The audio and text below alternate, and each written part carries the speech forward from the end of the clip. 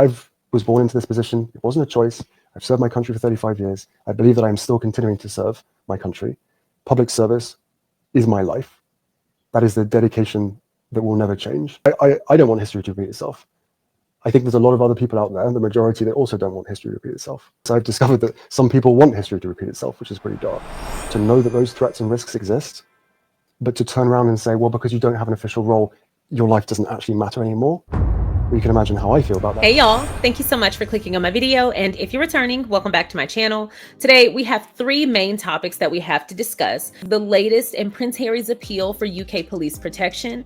We also have to talk about the statement and the video that he gave to the BBC. And lastly, we have to continue talking about this redundant conversation regarding Harry and Meghan's titles. Are y'all not tired of beating the hell out of a dead horse? Now, I'm fully aware that they are using this conversation to distract from what's really going on, and that's the fact that Ravek's decision to strip Harry and Meghan of their security was upheld.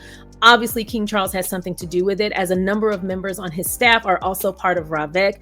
I love the statement that Prince Harry gave today, subtly pointing that out. He doesn't need his father to intervene. He needs him to get out of the way. And I love that he used that word choice.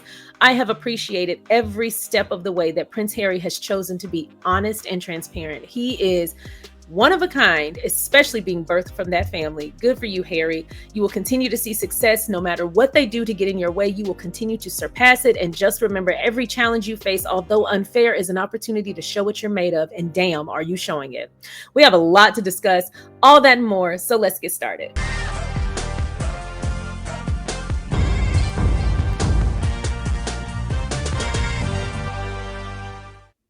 Once again, thank you so much for clicking on my video. And if you're returning, welcome back to my channel. Today, we have three main topics to discuss. I've already disclosed those, but before we do, I have to ask that if you have not already, please don't forget to go ahead and like this video, subscribe to the channel, and please don't forget to share so that more people can find us. I can't see a world in which I would be bringing my wife and children back to the UK at this point. And the things that they're going to miss is, well, everything. You know, I love my country. I always have done, despite what some people in that country have done. You know, I miss the UK. I miss parts of the UK. Of course I do. And I think that it's really quite sad that I won't be able to show, you know, my children my homeland. There is a lot of control and ability in my father's hands. Ultimately, this whole thing could be resolved through him, not necessarily by intervening, but by stepping aside, allowing the experts to do what is necessary and to carry out an RMB. That this is an good old-fashioned establishment stitch-up, and that's what it feels like. There have been so many disagreements, differences between me and some of my family. This current situation that has been ongoing for 5 years with regard to human life and safety is the sticking point. It is the only thing that's left. Of course, some members of my family will never forgive me for writing a book. Of course, they will never forgive me for lots of things. I would love reconciliation with my family. You know, there's no point in continuing to fight anymore. As I said, life is precious. I don't know how much longer my father has. You know, he won't speak to me because of this security stuff. Reconciliation can't come without truth. Well, I've now found out the truth. So it would be nice to have that reconciliation part now. If they don't want that, that's entirely fine. I want to sit with that for a second. His father isn't speaking to him. His father, who claims to have cancer, who doesn't know how much more time he has. He is really rolling the dice. But he is choosing not to speak to Harry, and I'm assuming the rest of Harry's family as well, because Harry wants to keep himself and his family safe and protect their lives. How is anyone still questioning what the royal family's intent was when they pulled Harry and Meghan's security? How is anyone questioning that? The goal was to get them killed. And the goal to me is still to get them killed. That's what it looks like. It's sad. It's pathetic. It's heartbreaking because Harry hasn't done anything wrong. I want to continue to reiterate, telling the truth, because Harry told the objective truth, not just his truths as he saw them from his perspective. He told the truth.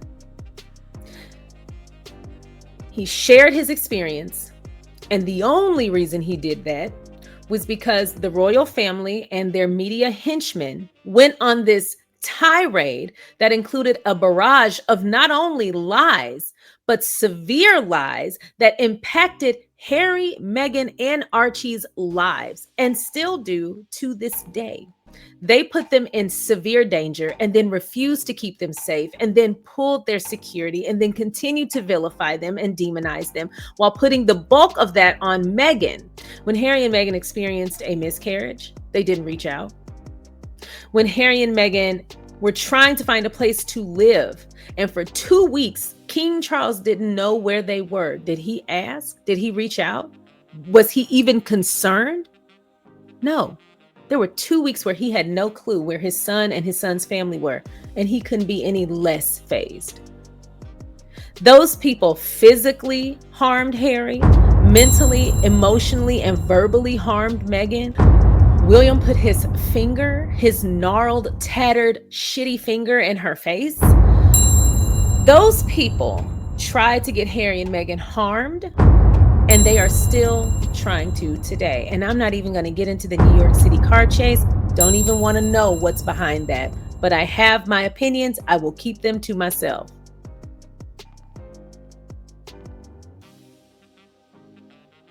It's also quite sad, but also interesting that anytime that family has a little problem, security's pulled and then there's a car chase. Anyway, with that said, we have to talk about Prince Harry's loss of his appeal over UK police protection. Y'all have heard my opinion about the fact that he's entitled to security. It doesn't even really need to go beyond that. He's entitled to security for a number of reasons. He was born a royal. He was in the armed forces for 10 years as an Apache pilot. He continues to support service members and veterans globally, not just from the UK, but globally, through a number of organizations, but specifically Invictus Games Foundation and the Invictus Games themselves. And through the Invictus Games Foundation, he also continues to support service members, veterans, and their families through affiliations with the Invictus Games Foundation and Archewell Foundation, a number of which I fundraise for. The work that Prince Harry has put in to take care of not only his country, but citizens globally, service members globally, families globally. And he does it because he cares about human life. Something he picked up from his mom, because it damn sure didn't come from his daddy. And in light of all of that, significant threats have been placed upon his life and the lives of his wife and children. His security was stripped before he was even done as a senior working royal. So it clearly had nothing to do with his royal working status. They used his safety as a ploy to control him. Essentially, what they said to Harry and his family is either fall in line and let us abuse you or die. I don't know what it would take for them to reconcile. But sometimes the things that hurt, sometimes the difficult challenges we experience, sometimes the things that we would rather work themselves out or we would rather put in effort to work out, sometimes those things are the very thing that's keeping us safe. Sometimes, even though we want to be close with people, sometimes even though we want to build relationships with people, sometimes having those people in our lives takes us off of our path and takes us out of alignment. And it's just not meant to be. So many of us understand the notion of loving people from a distance. So many of us have recognized that I can simultaneously love you and wish you well, but not want you anywhere near me because you are harmful to me. And when I hear Prince Harry say, I would love to reconcile with my family, life is too short to continue to bicker for what? I hear him. I get it. I completely get it, because naturally you want to be close with the people who brought you into this world and contributed to making you who you were, whether you chose to take their life lessons or chose to do the exact opposite of them in order to have a fruitful life. They still contributed. And it's natural to want to be around the people who you came up with. But sometimes it's just not possible. And sometimes people giving us the silent treatment, sometimes people cutting us off, sometimes people blocking us, sometimes people walking away from us, especially when we needed them the most. Sometimes people exiting our lives is the universe's version of the trash taking itself out. And we can love them every step of the way, but we do not need to follow them, because where they are going is out of alignment with your divine path. And I feel strongly that Harry's compassion and his Love of humanity is what is leading him to see the good in his family, because there's good and bad in everybody. It's what we choose to give our energy to that's important. There's two wolves inside of every person. And where you put your energy and focus is what will manifest. Those people have put in a lot of time, effort, work, and money into being the absolute worst versions of themselves, particularly where Harry is concerned.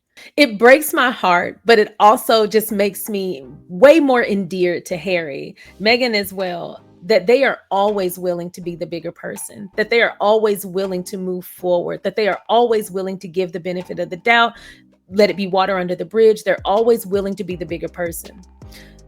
Those people do not deserve not only Harry and Meghan, but they don't deserve having Harry and Meghan even be affiliated with them.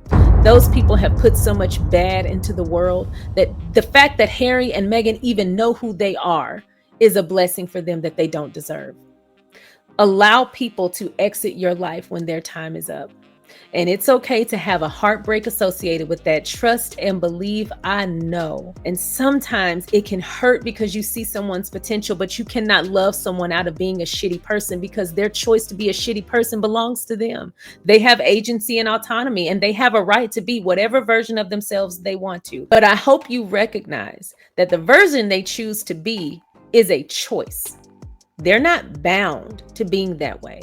In the same way that Prince Harry has recognized throughout his life that there were areas for improvement. He talked about the red mist. He talked about being short with Meghan one time. The pot of gravy really caught his ass, didn't it? He's talked about making a number of mistakes in his life. But in every part of Spare, we heard this man talk about how he was intentional and focused and committed to continuing to evolve and develop and become the best version of himself that he could be. We've heard Prince Harry talk about how he went through the trenches, literally in the military, but then also emotionally, mentally, figuratively. He went through the trenches to become the best version of himself. He knew not only were the people around him worth it, but he knew he was worth it. He was worth evolving into the amazing man we know of today. The fact of the matter is, his family has those same options. They too could evolve if they wanted to. And sometimes that's the hardest lesson to learn. Some people truly don't want to evolve. You have to take that as the answer that it is. Sometimes no answer or no response is the response. I love that Harry can see the best in them, and I love that Harry can see a path forward towards reconciliation if they're willing to be truthful, if they're willing to stop the shenanigans. I get it, and I commend him on that. I'm not in any way criticizing that man for being a family man through and through and still looking forward. He's naturally a problem solver. We talked about that when we recapped Spare. He is always looking for a way to solve a problem. And he does so with full commitment, even if that means adjusting for himself. He's always willing to move forward and solve the problem. And that's part of being a leader.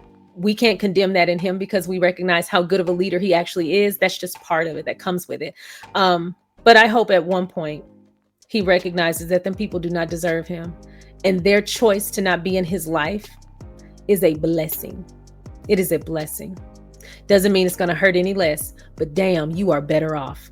Didn't ask me, but I'm going to share that. Once the decision was announced, Prince Harry released a statement directly to Sussex.com. It reads, "I want to start by thanking my legal team and the Court of Appeal judges for their time and expertise in unraveling this issue that stemmed from the previous government. This process has only ever been about ensuring my safety and that of my immediate family when we are in the United Kingdom, so that we may safely visit my home country with the same level of security that other governments deem necessary for our protection. My ask has been simple, that the standard protocols for security and risk assessments be applied to me in the same way they are to others, including people who have never carried out any public functions on behalf of the state." I'm really glad he pointed that out. The court's ruling confirms that the Executive Committee for the Protection of Royalty and Public Figures, known as RAVEC, and comprised of senior officials from the royal household, Home Office, and Metropolitan Police, has failed to follow its own mandated processes for me, which are applied to all other high-risk and high-profile individuals. Given my profound concerns over this issue, I will be writing to the Home Secretary to ask her to urgently examine the matter and review the RAVEC process. this legal action has been a last resort, but one that has uncovered shocking truths, starting with the fact that the royal household are key decision makers on Ravek and my sole representation for matters regarding my safety. In this process, I've also learned the names of all those involved, many of whom retired immediately after playing their part. Woo! He has never been one to mince words, but he is visceral with them. I love that he is committed to the truth. In November of 2017, before the royal household's role on Ravek was known, this secretive committee concluded that when my wife would join the royal family, she should not receive protection. Wow.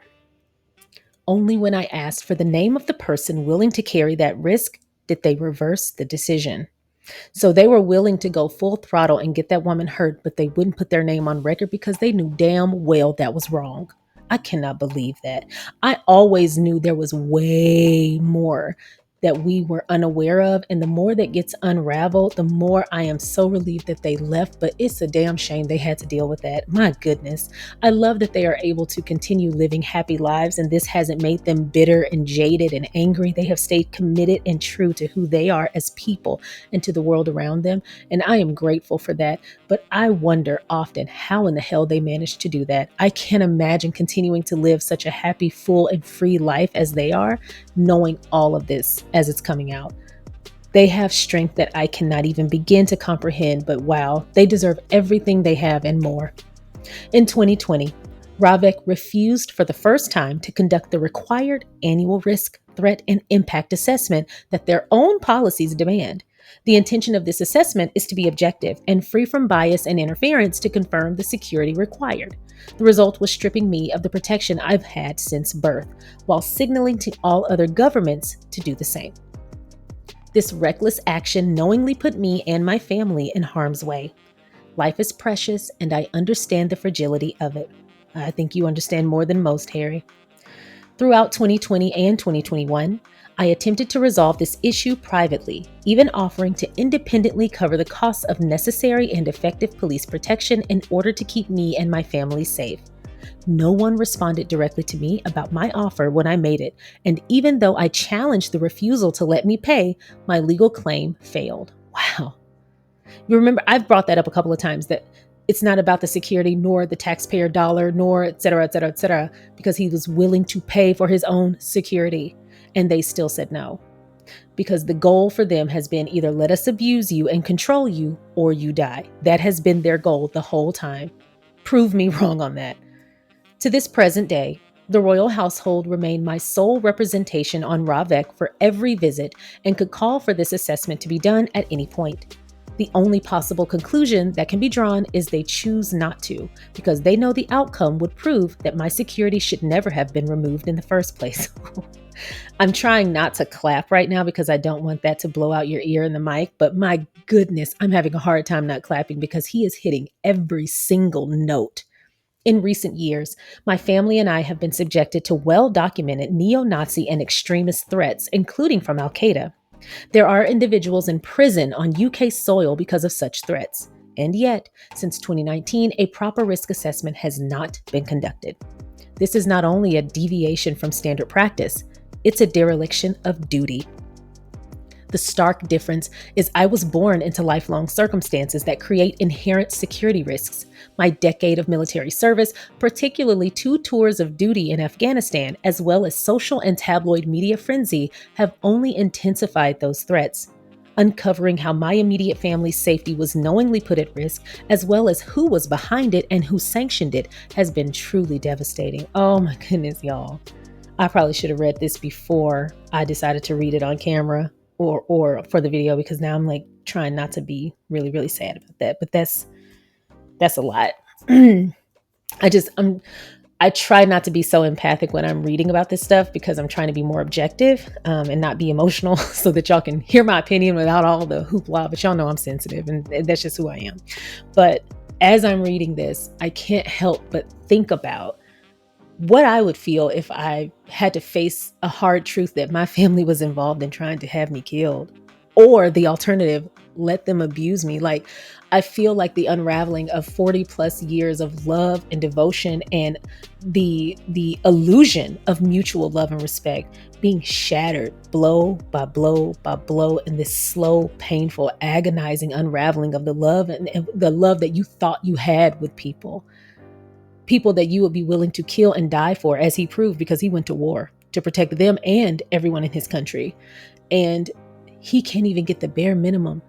I'm not even going to say security because he deserves that off the rip, but he can't even get not only the bare minimum security, something that he afforded to them. He's protecting them by going to war, but he can't even get the bare minimum security. He can't even get the bare minimum consideration as a human freaking being. I struggle to get through this statement. I watched the interview already and that was rough, but then reading this statement and just kind of hearing him reiterate this, but having it all mapped out in front of me, it's a lot.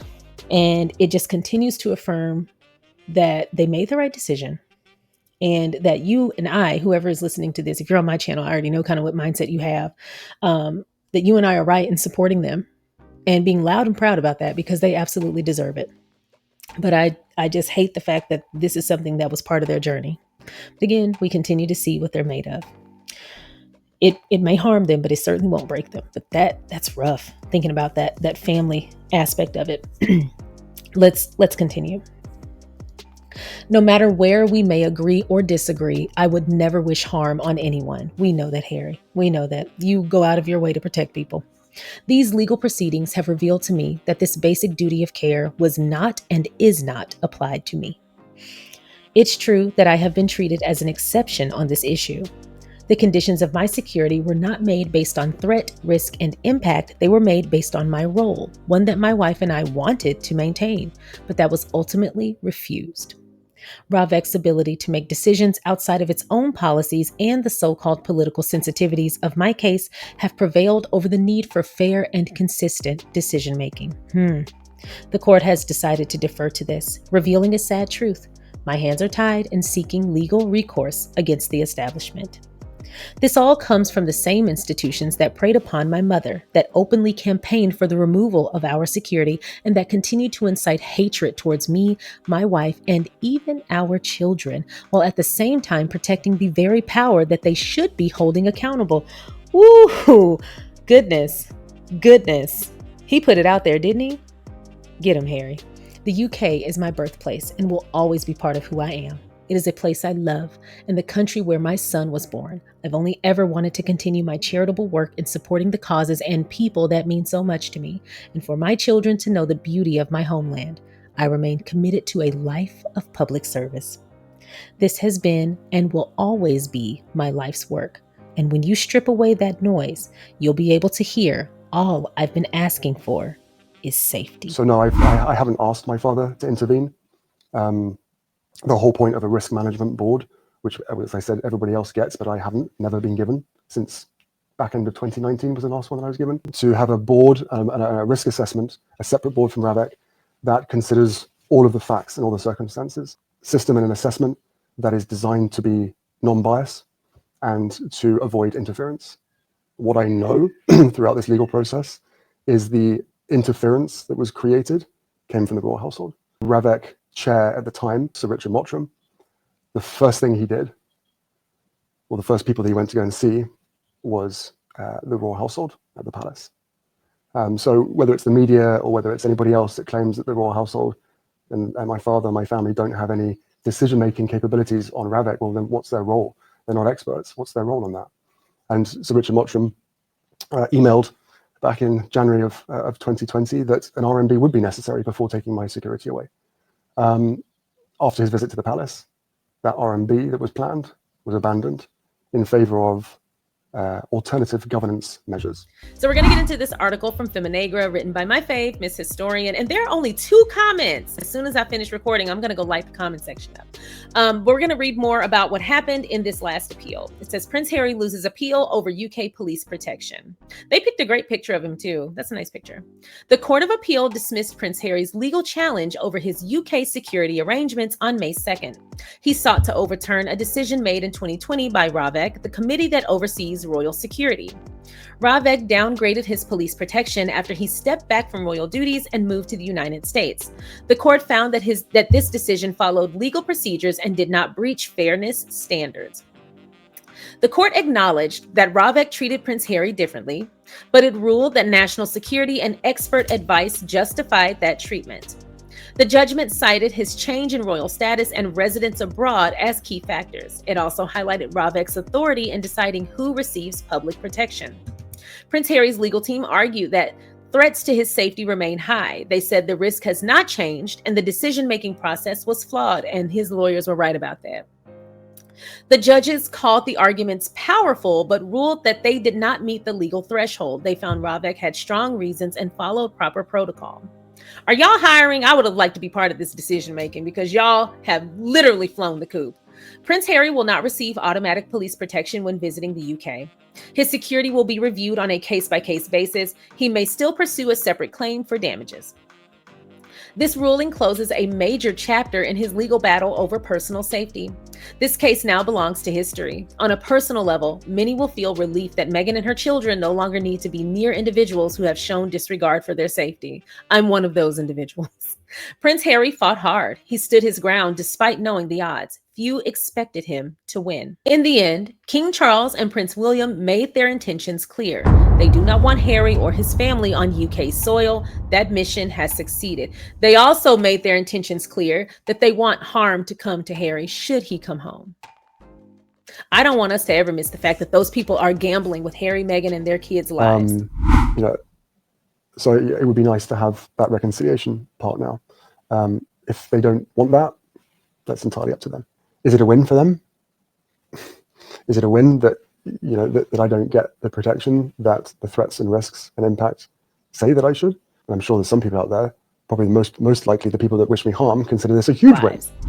That is how low and disgusting and evil those people really are. They are gambling with the lives of their actual relatives. I got a comment the other day that said, or it was a couple of weeks ago, that said, stop pointing out that Prince William is Meghan's brother-in-law. She doesn't want to be affiliated with him in any way, and you're only making it worse.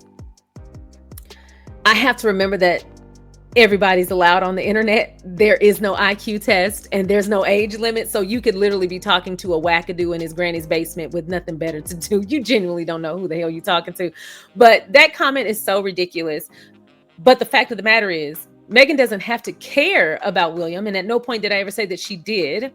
But the fact of the matter is, he is her brother-in-law and he is Harry's brother and he is their children's blood uncle. The point that I make whenever that comes up is the fact that he chooses not to show up in those roles. He chooses not to show up in that capacity. And to me, there is nothing more sacred than being a parent, than being a grandparent, and being an aunt or an uncle, or being in a child's village in general. I take a lot of pride in being there for my niece and my nephew. I love them more than I love breathing. I love my niece and nephew more than I've ever loved anything in this world. So when I see an uncle or an aunt not showing up, it does something to me. Most parents are always going to be there for their kids. But when you are in a child's village, part of your job, whether you ask for it or not, and whether you step up to the plate or not, part of your job is to be there for the parents and those children in whatever capacity you can. And I take it personal when I see aunts and uncles choose not to do that. And then on top of that, you have Prince Harry, who is globally renowned for being such a great uncle. We have so many different stories about him showing up for William's kids in so many different ways. We often talk about how Charlotte was a lot like him when she was smaller, and now sometimes Louis can be a little bit like him too. But we've talked about how as an uncle, he's reigned supreme in that household. And for that to not even be reciprocated, and the fact that it was given the energy of, I'm already an uncle, it's just, it's a particular grievance that I have. And so, yes, I do point out the fact that William is Harry's brother and Meghan's brother-in-law. And it's not about Harry or Meghan waiting around for them to show up. It's the fact that he's choosing not to show up for his baby brother, his sister-in-law, and his niece and nephew. And that's just one of the many grievances I have with William. But since that's such a personal thing to me in my life, I talk about it because I think it's one of those things in the midst of all the other really, really bad stuff that William and Charles have done. And there's a mountain of it. And we've dissected every grain of truth in that mountain.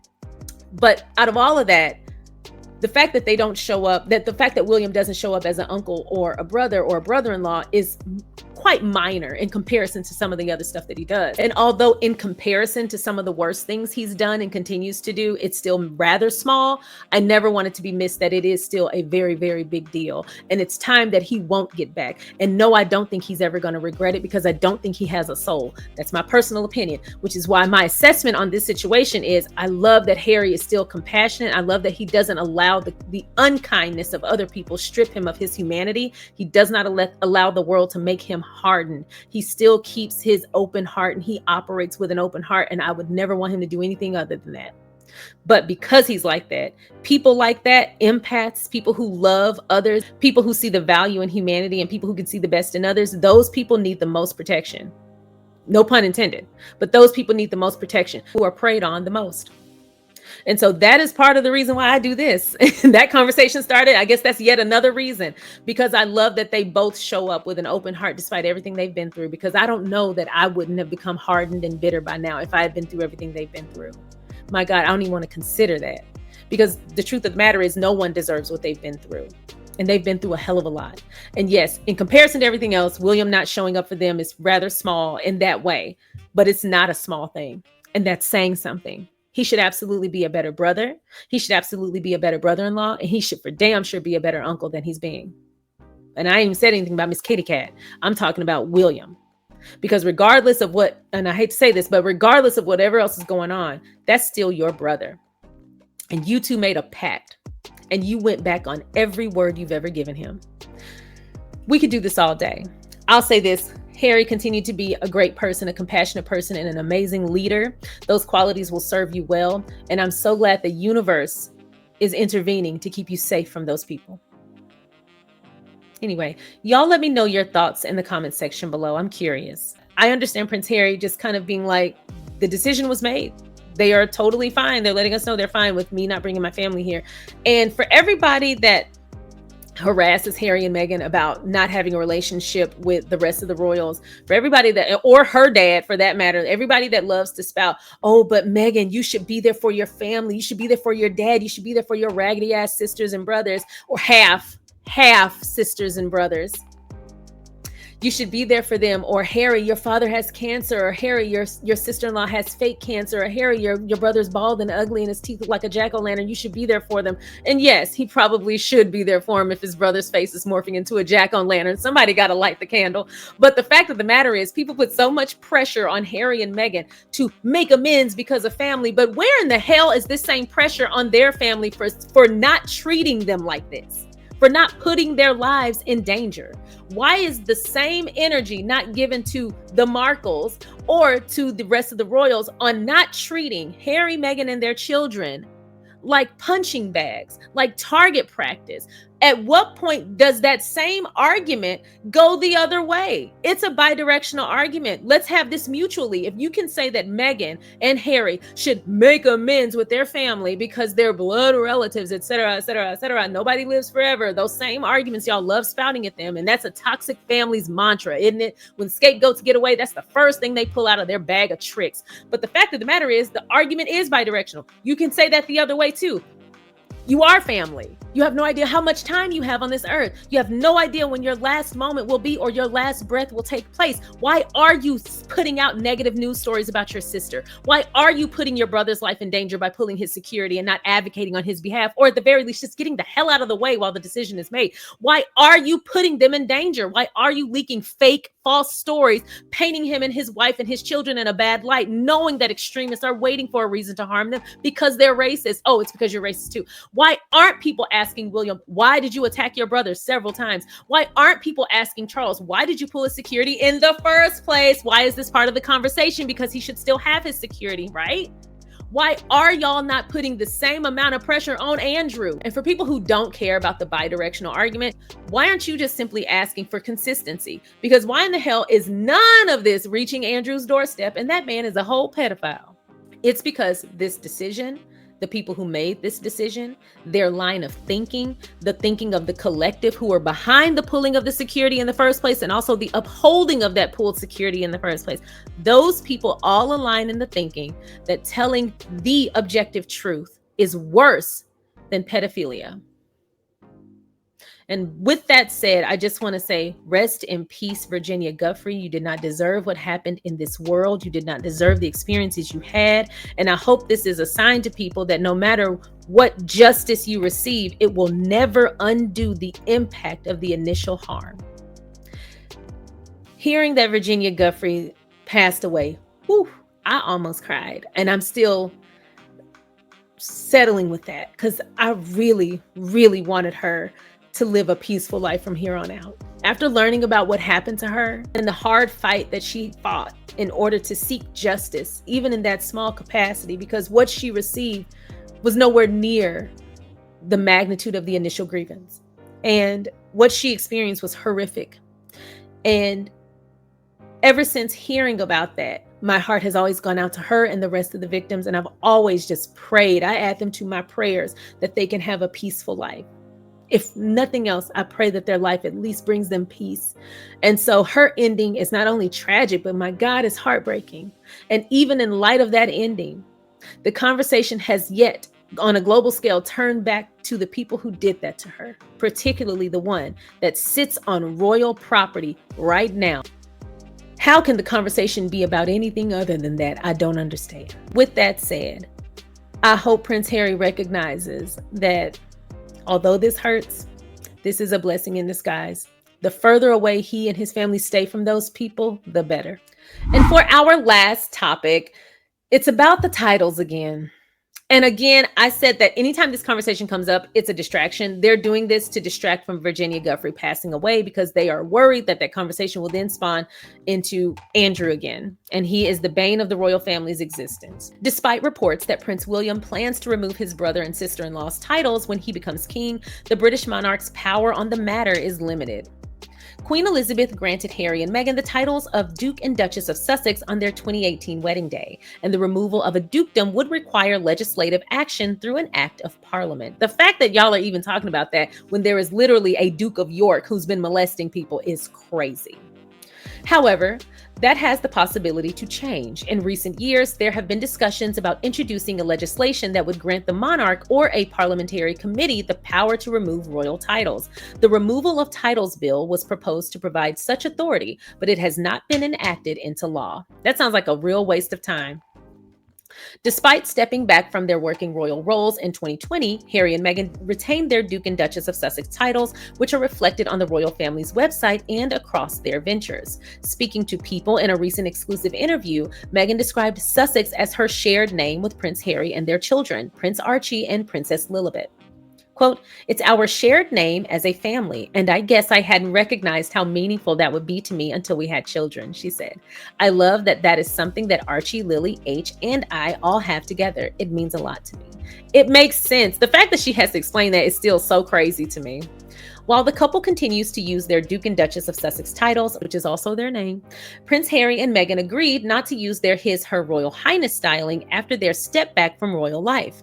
However, a photo emerged of a gift basket that Meghan gave to a friend with a note reading, "With compliments of HRH, the Duchess of Sussex," set beneath Meghan's royal cipher.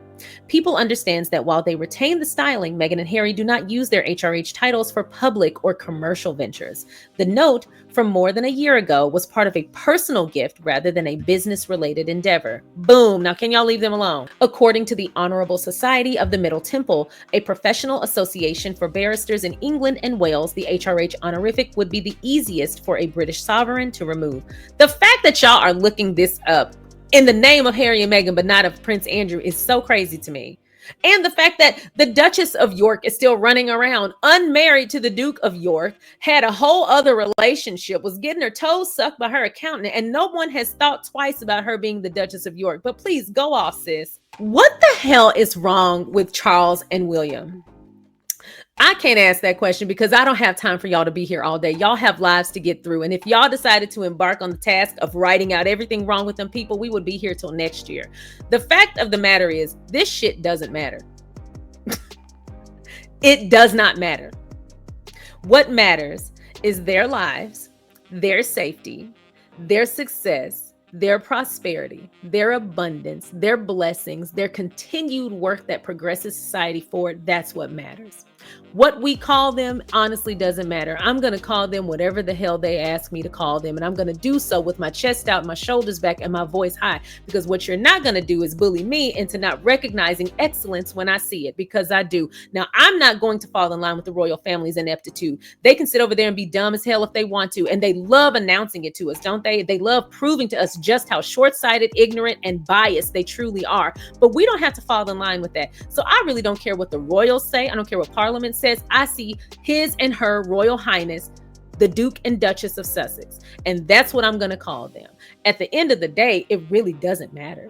The fact of the matter is, Meghan doesn't hang her hat on any titles. Meghan knows who she is. Harry doesn't hang his hat on titles. He knows who he is. And with or without the titles, they're still doing 10 times more than the royal family combined.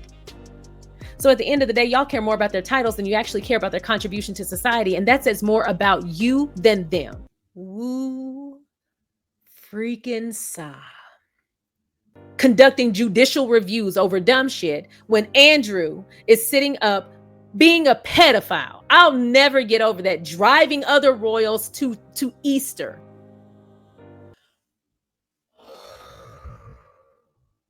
I feel like these things are intended to irritate me, because how dumb can you be? These people have contributed so much to the world in only 5 years as independent people. And no, we don't talk about that. We talk about this make-believe bullshit of, what do we call them? A rose by any other name would smell as sweet. I don't really care. Whatever they tell me to call them, I'm going to call them. And same way y'all call me SharionSade, if y'all were to call me Sade, I would still be me. So, but please don't. That's an ugly ass name. Don't call me that. But still, I'm going to refer to them as who they are. His and Her Royal Highness, the Duke and Duchess of Sussex.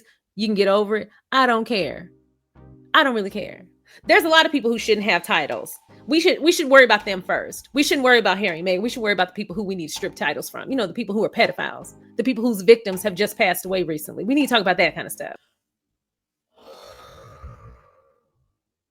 If we're going to be doing judicial reviews and all these conversations and these sit downs and giving statements, I'm a tribunal judge and blah, blah, blah. If you can do all that expertise, all that political understanding, why don't you talk about the pedophile living on royal property? Let's talk about that. Anyway, what are y'all's thoughts? Let me know in the comment section below. I just wanted to take a super short break to say, if you have not already, please don't forget to go ahead and like this video, subscribe to the channel, and if you are interested, feel free to participate in the live chat going on now, or feel free to leave a comment if you do not wish to engage in the live chat. Once again, I know I do this all the time. I'm enjoying a channel, I'm enjoying the video, I'm just having a great time, and I completely forget to hit subscribe. So please don't forget to hit subscribe. Don't forget to comment if you wish, and please don't forget to hit that thumbs up button so that the algorithm on YouTube knows that you like my content. Now, let's get back to the show. That was a lot.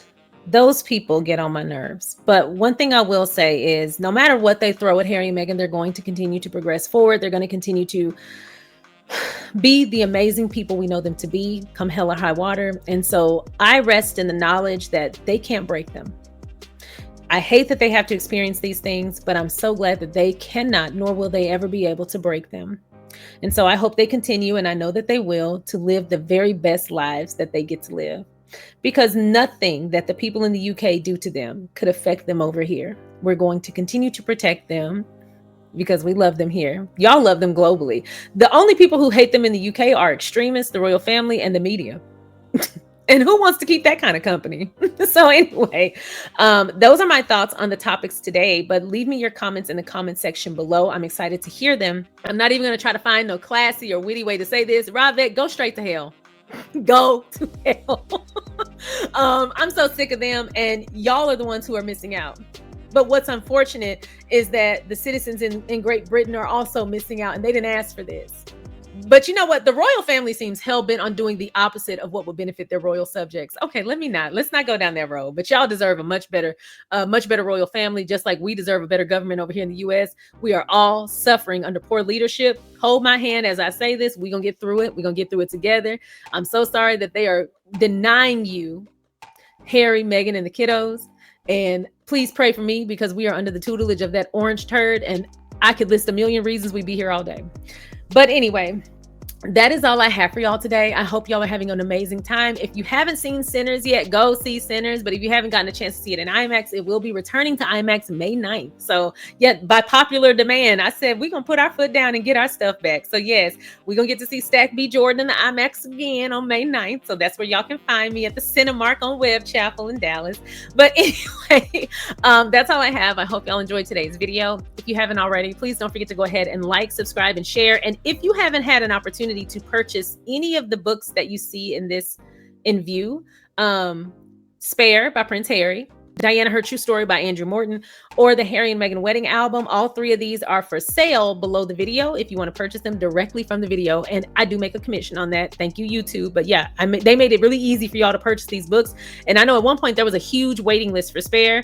And if you just never got around to actually purchasing the book, or just reading it or listening to it, the audio version and the physical version are for sale below.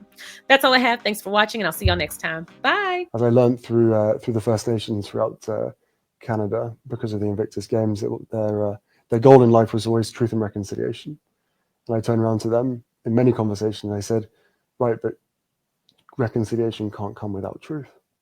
Well, I've now found out the truth.